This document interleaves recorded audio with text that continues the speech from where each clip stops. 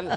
Kausapin na natin ang kalihim ng Department of Labor and Employment, si Secretary Francis Tolentino. Sec, magandang umaga po. Good morning, Doris at sir. Robert. Morning po. Morning po. Magandang umaga po. Opo. Doris, Opo. Robert, magandang umaga sa inyong mga taga-subaybay. Good Yan. morning po. Good morning po sa ating lahat. Kaya lang, Sec, kauupo nyo lang, mainit-init pa nga po. At meron na po, meron Opo, dalawang araw pa Correct, lang. correct. At medyo may mga... May sumalubong agad. May sumalubong ng na mga issue, no? issue, Oo. Alam naman po natin yung pinag-uusapan natin. Pwede po ba pala yun na kunyari ay meron kayong isususpinde, tama ba? Na wala pang ang nangyayari na, hearing ba ang matatawag mo nun, Sec? Suspendido na agad, antimano? Alam niyo po, bago naman ako nag-suspend doon, nagkaroon po ako ng personal investigation din. Okay. Kaharap ko rin sila, kausap ko naman po yon. So, hindi naman po yun agad-agad. Inalam ko rin po yung background. Kinausap ko siya at magkakaharap kami na ako mismo nag-imbestiga. So, under the administrative code, meron naman po akong prerogative na gawin yon so as not to affect the investigation because I created a committee to investigate. Binigyan ko po ng hanggang honor before June 12 para malaman kung ano talaga yung punot dulo noong kung tinutukoy siya yung pangyayari doon sa Angeles LNPP. po. Angeles, opo. So, June 12 po yung deadline ko doon. While investigation is ongoing, nirelieve ko muna sa pwesto yung regional director. Tama ba, Sec, dahil ongoing yung investigation, gaano po kahaba yung pagkakarelieve niyo po sa kanya doon sa pwesto? 30 days po. 1 month. 1 month. So, 1 month without pay ito? Opo. Okay. So, Pending So, yung investigation. acting po ngayon ay yung Assistant Regional Director. yan. Malinaw na yung kaso ng ganyan.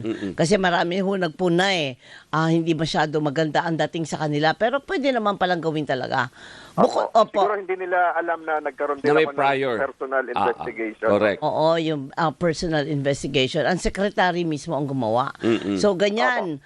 Sec, ano po pa ba ang inyo nakikita na dapat agad-agad? Ayan. Bukod dun sa sahod, dahil matik naman po yan na ating katanungan yan. Ano pa yung nasa mesa nyo ngayon na dapat asikasuhin nyo Uunahin. agad-agad? Oo. Itong nangyaring ito, nagbukas ng mata at kaisipan ko kasi yung iba nga ho, karamihan sa ating mga kababayan, hindi alam, nakasali pala rin ng dole. Oo. Opo. No? Kasi meron tayong occupational health and safety hazard law. Meron mga circulars po dyan na may visitorial powers ang dole. Kaya nga nagkaroon ng work stoppage order yan noong September 2025. Wala pa ho ako noon. Hindi ko alam dito dyan ang punta ko. So, pinatigil po yan. Pero na-lift. Yun na nga inimbestigahan ko bakit na-lift agad after 1 month, October 2025. So, nalaman ko, nagpunta rin ako doon sa site nung isang araw, noong holiday. Opo. Pinuntahan ko, nalaman ko na yung palang aming labor inspection team sa Region 3 Oo. ay 38 lang ang tao. Okay. 38. At ang field inspectors ay 25. Okay. So, hindi rin alam ng ating mga kababayan na ang dole inspectors ay nag-i-inspect din hindi lang ng mga restaurant, ng mga hotels, ng working conditions ng mga manggagawa natin, kundi pati na rin yung mga construction sites. Ayun nga Opo. po. Kung Correct. meron kang mahigit siyam na hanggang 50, meron dapat nurse na yan. Yung mga safety belts, etc., etc. So, ang report sa akin, sa Region 3 alone, Central Luzon, ang ongoing construction, kasama po yung government construction, Alright. Dole po nag-i-inspect po niyan kung tama po yung tinutulugan ng ating mga construction worker. Ang ongoing construction ngayon sa Region 3, Nueva Ecija, Bulacan, Pampanga, etc., Zambales, Bataan, ay 7,000. Wow. So, 7,000. paano naman po ma-inspect ng 25 tao Correct. ang 7,000 construction sites? Di ba? So, ano yung tanong nyo? Ano yung nakalatag sa lamesa? Gusto ko madagdagan man lang yung aming 25 tao ron. Baka hindi nakayanin yun. Ay talagang So, hindi yun po siguro ang kakayanin. dahilan. Oo. Kahit hindi ko kaya. Mm-mm. Kahit hindi na sila matulog. Kaya nga. Araw-araw.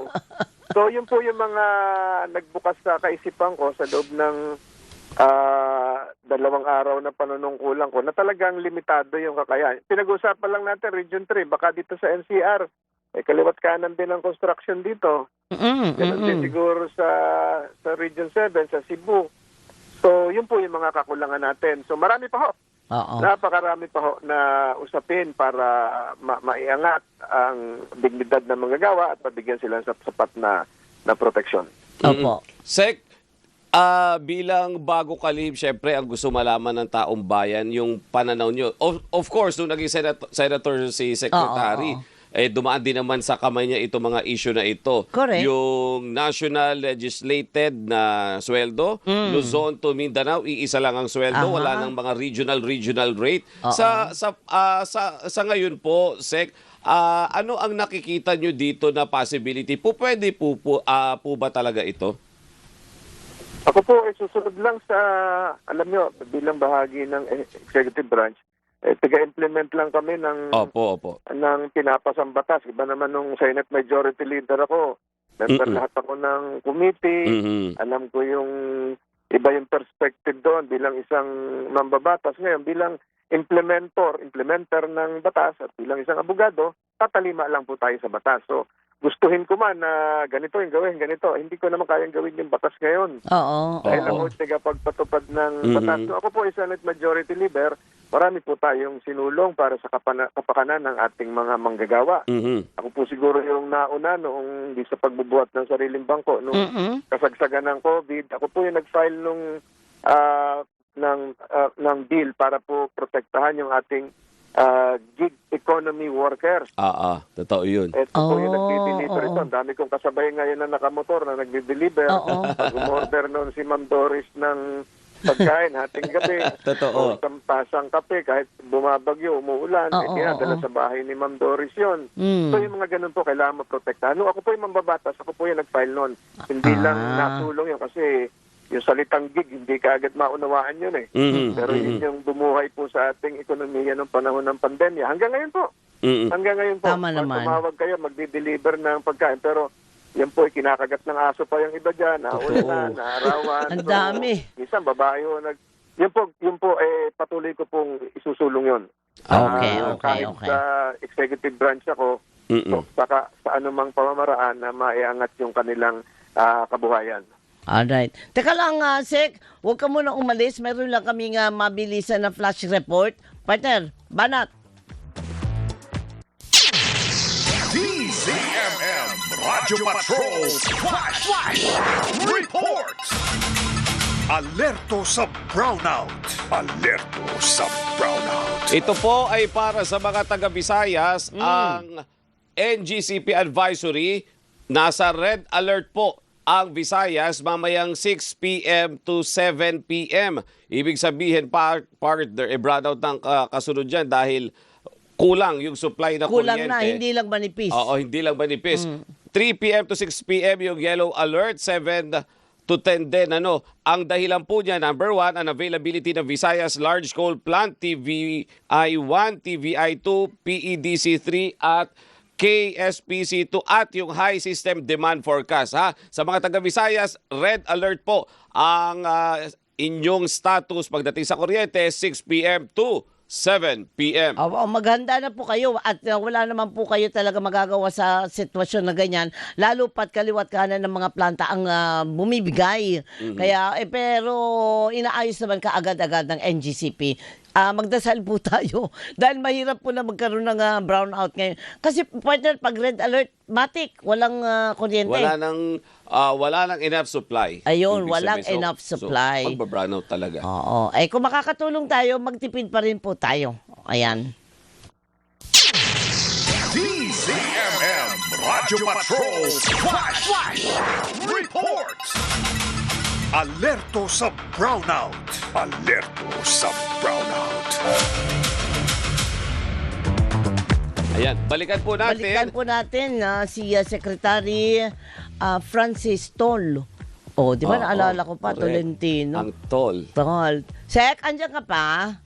Opo. Ayun. Napakinggan ko po yun. Oh. Oo, maraming salamat, Sec. Meron lang akong mapahabol na katanungan kasi nga ang malaking ating developing story pa rin, yun doon sa Angeles, Oo. yung bumagsak na Yung construction. inspection ni Sec nung holiday. Oo. Kasi binanggit yung kanina yung occupational hazard na meron tayong ganyan. Parang lalo hong hindi nasusunod, nakikita natin. Kasi malalaman lang natin na hindi pala nasusunod dahil may nangyari na aksidente. Opo. So, yun po yung sinasabi ko na ito, tama itong ginagawa natin para maging aware po yung ating yung kababayan natin. Daming nakikinig po sa inyo na merong ganung batas. So, i-report po sa amin kung meron talagang nakikita kayo na ganung uri ng construction na hindi nakaalinsunod sa batas. Tingnan niyo po ito may dagdag ko. Noong pong ako po ay nag-binrief ng mga taga Dole Region 3, pinakita sa akin yung mga larawan na kuha nila noong sila ay nag-inspeksyon. Opo. May mga sampay na damit na nakasampay doon sa malapit sa barak siguro yon. Oo. Eh sabi ko, bakit meron dyan duster? Nako. So, Oo. ibig sabihin may babae, May baka kasama babae. yung asawa. Sus Mariose. Opo. So, ganun nga po yung report sa akin ni Mayor Lasot na meron ding pamilya na nakatira doon. Naku, which is hindi So, bawal dapat. po yun. Hindi dapat. Oo, hindi dapat. Bawal po yun. Ako, kinakabahan ako. Baka may bata pa. Nakaw, yun pa. Kasi, at saka hindi po tiga Pampanga lahat po yun. Opo. Mga construction workers, tayo po yan. Napag-alaman ko, may tiga Quezon, may tiga Camarines Sur. So, malamang-lamang, isinama talaga miyembro ng pamilya yan. Bawal po yun. Siguro para makatipid, bawal po yun na doon tumira sa construction site yung pamilya. Kaya kung may makikita kayong gano'n dito sa mga palipaligid ng construction dito sa Metro Manila, ay pagbigay alam nyo kagad sa Dole. Opo. Ano ang numero? Meron kayong hotline na pwede nilang Isumbong mo kay Sec Tol. Meron po, 1349 ata, gano'n. Hindi ko pa siguro. Sige, check natin. Hingin po namin, Sec. Oo, Pero para- babaguhin ko rin yung hotline kasi kasama ko nga itong mga riders Ayun. na malapit sa puso ko. Kung matatandaan nyo, tayo po yung nagpasa ng batas kasama si JB nung yung tanggalin yung doble plaka. Correct. Ay, ayun. Plaka na lang ngayon eh. Tayo po Correct. yun eh. Si Tol po yun, saka si JB. So, ito po yung nagdi-deliver nga ng kape kay Ma'am Doris sa gabi. Oo. Yun po, babaguhin namin yung hotline. Oo, Mga medyo darating na- Opo. Sec, bilisan nyo lang. Hindi naman sa inuutusan ko kayo, pero parang gano'n na nga. Bilisan nyo lang kasi... Pero meron pa akong hotline. Oh, na meron pa? Nagagamit pa rin. Ayun. Hindi kasi 'di ba, partner, 'di ba sabi ng Pag-asa pasok na ang tag-ulan. Oo. O edi yan na naman mas lalong Mga hazards. kumbaga madodoble yung hazard na kakaharapin nitong mga riders natin. Speaking of hazard, yung mga hazard pay, malaking problema din yan. May Ayan mga na hindi nga. nagbibigay, Oo, nagbabayad. Kaya nga. So, sisilipin yan ni Tol. Oh. Sige, makikibalita tayo kay Sec. After mga...